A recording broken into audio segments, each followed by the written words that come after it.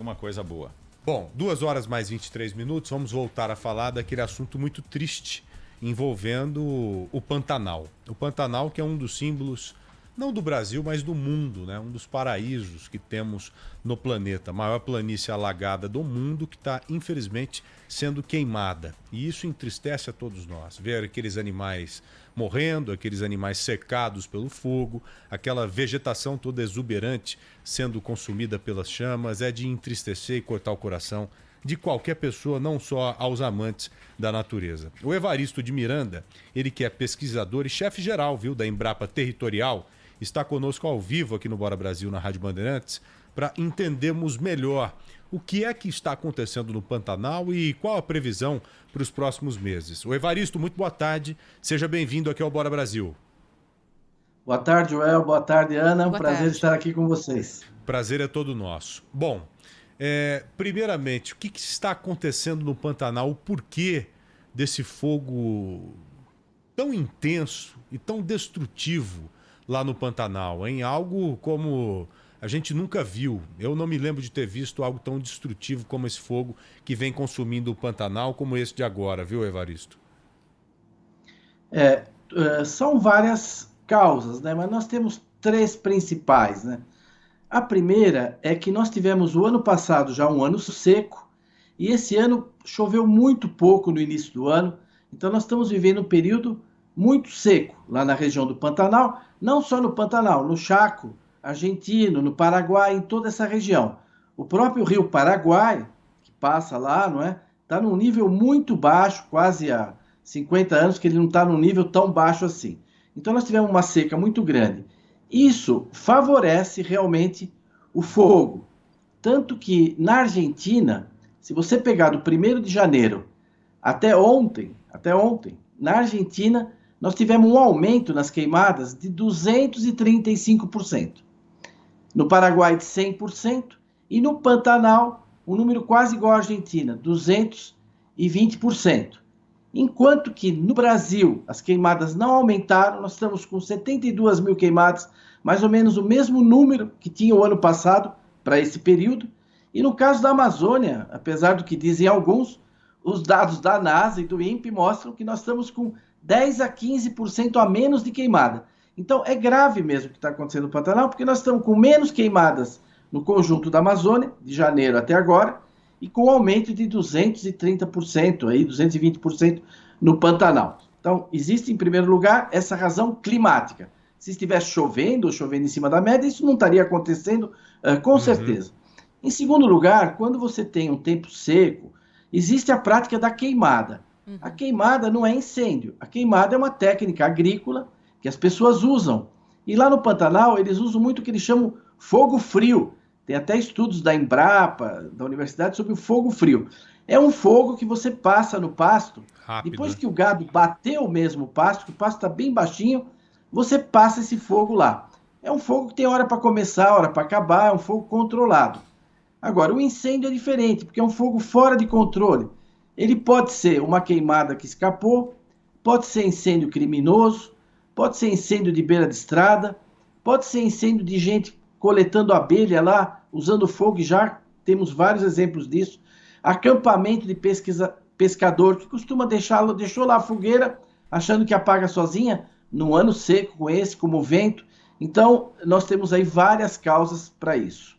Agora, depois eu queria comentar um último ponto, talvez vocês queiram falar, claro, não vou falar muito longo. Claro, é importante debater esse assunto e daqui a pouco eu queria também deixar bem claro que o Evaristo é um grande conhecedor no assunto, é claro, nos deu uma palestra recentemente extremamente esclarecedora falando de Amazônia, queimadas na Amazônia, os pontos de vista para você analisar o que significa uma queimada na Amazônia. Então estamos com a pessoa certa aqui na Rádio Bandeirantes agora para entendermos melhor esse assunto, Ana. E aí, para entender melhor, inclusive, Evaristo, a gente vem falando muito aqui nos últimos dias sobre a preocupação que esse incêndio traz em relação aos animais ali da região, né? Espécies, inclusive, que estão em extinção, acabam ficando acuadas, muitas já foram encontradas mortas, há uma preocupação muito grande com a arara azul. O que você pode falar para a gente a respeito disso, de quais espécies podem estar mais ameaçadas, o que foi constatado até agora? E da recuperação disso tudo depois, né? Que é um outro passo, né?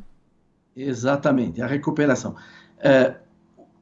incêndios não ocorrem na Amazônia. Você não consegue pôr fogo na floresta amazônica, te dou uma caixa de fósforo, você pode passar a semana lá, ela não queima. A floresta amazônica é preservada, né? Sim. A caatinga não queima, mas o Pantanal queima, porque é uma vegetação muito aberta e é uma vegetação essencialmente de gramíneas, né? Uma vegetação de gramíneas, de capins, não é? Esse capim seca nessa época do ano e ele pega fogo. É parecido com o Cerrado. O Cerrado também pega fogo. Então, é uma região onde os incêndios se propagam. Quando volta a chover, como já está chovendo, graças a Deus lá, essa frente fria excepcional que nós estamos tendo, chuva só era esperada lá para outubro, mas essa chuva que veio agora está ajudando a apagar esse fogo. Então, a vegetação ela se recupera muito rapidamente. O tronco foi queimado, volta a brotar, o capim volta, tudo volta. Mas a fauna não. Quer dizer, a fauna é uma perda dolorosa, porque esses animais, acho que o termo é, eles estão, alguns ameaçados de extinção, extinção não tem nenhum, mas alguns ameaçados de extinção, você destrói o habitat dele, a casa dele, a comida dele, e destrói fisicamente. Os animais morrem mesmo queimados, cercados pelo incêndio, né? Agora, existe uma responsabilidade humana também no Pantanal que tem que ser colocada aqui. Ela foi colocada agora, quando o ministro do Meio Ambiente esteve lá, que é de outra natureza e que a mídia tem tratado pouco. E o que explica, inclusive, a violência, a intensidade desse incêndio. Não sei se a gente pode passar para isso ou a gente continua respondendo alguma pergunta.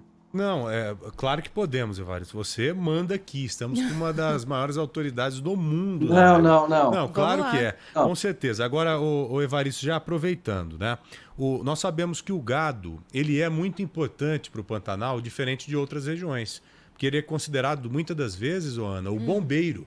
Porque ele remove essa vegetação, a gramínea, que é a que queima e que promove lá na frente o fogo frio que o Evaristo colocou muito bem. Agora, Evaristo, como que a gente pode fazer para evitar nos próximos anos queimadas similares? Há como colocar em prática algum plano emergencial ou se criar um plano emergencial para conter já no início um fogo que pode se alastrar como esse que vem consumindo o Pantanal? Porque eu estou percebendo que a gente não está muito bem preparado para isso. É muito difícil no Pantanal, porque é uma região que não tem infraestrutura, é uma região muito preservada, muito protegida. Você só tem a Transpantaneira como estrada feita pelos militares nos anos 70, né? Hoje em dia ninguém faria essa estrada, acho que não seria autorizado fazer uma estrada dessa. Então você não tem infraestrutura, é muito difícil chegar. A densidade populacional também é pequena na área rural. São áreas muito isoladas, tanto que todo mundo vai lá para ver a natureza, etc. Então começa aí, você tem uma dificuldade logística, não é? Porque não tem densidade de população, não tem infraestrutura, é diferente da região dos Cerrados, aqui da Mata Atlântica, onde você tem muitas cidades, muitas estradas, muitos acessos, muita gente. O governo colocou um contingente expressivo, né? Mais de 3 mil brigadistas, mas pode ver nas imagens que eles estão usando muito avião, muito helicóptero.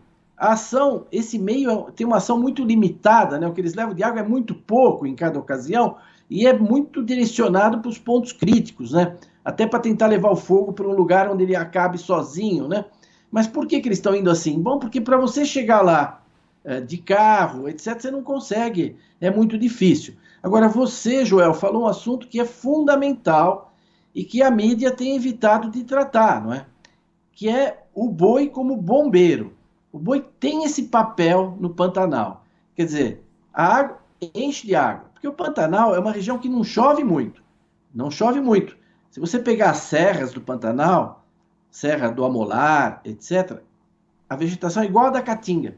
Igual a Caatinga. Fica perto de toda a folha, igual a Caatinga. Mas embaixo não. A água vem lá de cima, dos Cerrados, do Planalto, e enche o Pantanal todo ano.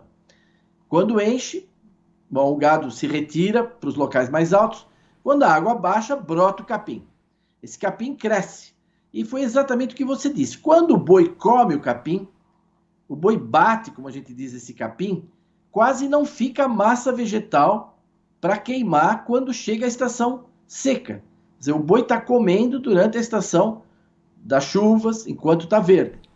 E isso acontece em toda a região. O gado, o boi está lá há 4 séculos. Então, o homem pantaneiro, o boi, faz parte desse sistema. Existe um equilíbrio lá entre o boi, a vegetação, o uso da terra. Agora, quando a pecuária declina, por razões econômicas, de competitividade, etc., enfrenta várias crises. Quando você retira o boi, como se retirou de grandes reservas que se criaram lá na região, reservas ecológicas, reserva de preservação permanente, como a RPN do Sesc Pantanal, que é muito conhecida, não é? O que acontece nesses lugares? Você tirando o gado e cercando, Você cria uma o bomba. capim cresce muito. Você cria uma E bomba. vai acumulando. Exatamente. Acumula muita massa vegetal. A hora que pega fogo, é um fogo não rápido, não de baixa intensidade, é um fogo muito intenso que destrói árvores, mata a fauna. Quando esse fogo frio dos agricultores, ele corre baixinho, a fauna se desloca, é raro isso daí causar morte de animais. Agora, incêndios como esse, quando encontram essa vegetação, mesmo que ele não tenha começado dentro da área preservada, mas quando ele entra na área preservada, aí nós temos realmente uma desgraça. Então, acho que uma das coisas para atender o que você disse no futuro, para a gente melhorar essa gestão do fogo e dos incêndios, é realmente discutir a política agrícola e ambiental na região. Porque a política dos últimos 20 anos, não é? De considerar que tem que tirar o homem do Pantanal para preservar, ela não está dando bons resultados, ela coloca em risco muitas áreas. Mas é claro que não é a única razão. Mas fogos intensos ocorrem nas áreas onde você não tem pecuária, onde você tem áreas preservadas. Bom, Evaristo, para finalizar com você, eu entendi que houve uma retirada muito grande de animais, de gado do Pantanal e que acabou proporcionando um acúmulo de massa. Essa seria a justificativa ou uma das justificativas desse incêndio que estamos tendo agora? Não, justificativa não é, e nem não é nem para justificar nem para condenar, mas deve-se constatar seria que um fator nessas contribuinte, áreas, pode ser um fator contribuinte. é onde ocorrem os incêndios mais intensos, né? Esses grandes fogo que você viu, essas grandes áreas, são em áreas onde você retirou o gado, ou por declínio da atividade econômica, ou porque você protegeu a área, cercou, etc. Então nós temos que pensar isso no futuro, né? Nesse momento você vê, está queimando a Califórnia 3 vezes mais do que já queimou. Está queimando Portugal, né? Nesses lugares você tem vítimas humanas, você tem destruição de patrimônio público, patrimônio privado, gravíssimo, etc. Lá no Pantanal, nessa reserva, no Sesc Pantanal, o fogo parou a poucos metros da estação de geração de energia fotovoltaica deles, parou a poucos metros do hotel, que felizmente estava vazio por causa do Covid, mas os bombeiros tiveram que fazer um trabalho intenso, porque um fogo que pegou numa vegetação que não tem mais pastejo, então ela diminui. Acho que a gente tem que pensar que tem que procurar uma nova gestão para enfrentar situações como essa. Mas é verdade, o boi no Pantanal é um bombeiro. Olha, quando você retira o boi, não fazia a menor ideia. Para cada boi pode arrumar 100 bombeiros pelo menos, viu? Interessantíssimo. Interessante. Isso. Eu já havia lido algo no passado e foi muito bom reforçar isso e ficar bem claro para mim e para o nosso ouvinte. Né? Porque o Pantanal é um dos poucos ecossistemas em que se permite uma união muito grande do agricultor com a natureza. E a natureza ali, no caso, depende da própria ação do agricultor, do agropecuarista. Interessantíssimo. Evaristo, queria... Exatamente. É a mesma coisa da Pampa, né? No Pampa também é assim. Nos campos de cima da serra também é assim. Existe um equilíbrio de séculos entre o gado, né? E aquela pastagem que vai sendo transformada. Mas eu queria parabenizá-los aí, Joel, porque a sua consideração me surpreendeu. Pouca gente está atenta a isso. Pouca gente está atenta a isso.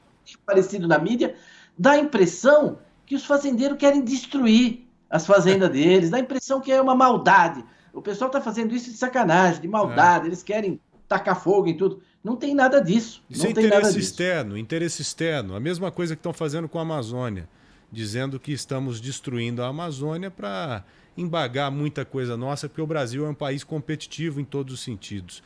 Então tem esse interesse, infelizmente. É interesse, às vezes, da União Europeia dizer, olha, o Brasil está queimando a Amazônia, então vamos colocar embargo, enquanto o Brasil está crescendo muito tecnologicamente falando e tendo condição de competir com os grandes. Essa é a realidade. Então, por isso que precisamos ficar bem atentos a essas questões todas. Evaristo, muito obrigado, viu, pela entrevista. Foi um prazer enorme falar com você. Eu é que agradeço, só pontuo exatamente o que você falou. Esse ano nós estamos com 15% a menos de focos de fogo em todo o bioma Amazônia, dados da NASA, do INPE, e tem gente falando que as queimadas aumentaram, etc, etc. Foi um prazer estar aqui com vocês. Um grande abraço. Até Um mais, abraço, obrigada. Evaristo. Parabéns pelo seu trabalho, viu? Espero contar novamente com você aqui no Bora Brasil.